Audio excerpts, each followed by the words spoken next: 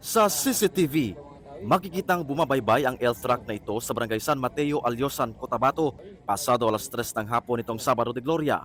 Nasa harapan niya ang isang motorsiklo. Nang maabutan ng elf truck ang nasabing motor, biglang kumabig pakaliwa ang truck.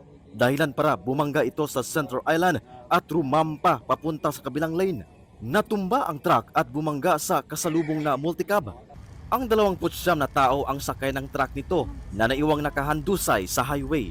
Bukod pa yan sa 4 na sakay ng multicab, agad naman silang narespondihan ng rescue. Pero 4 sa mga sakay ng truck ang dead on arrival sa ospital dahil sa tindi ng sugat, kabilang ang isang 3 taong gulang na batang lalaki.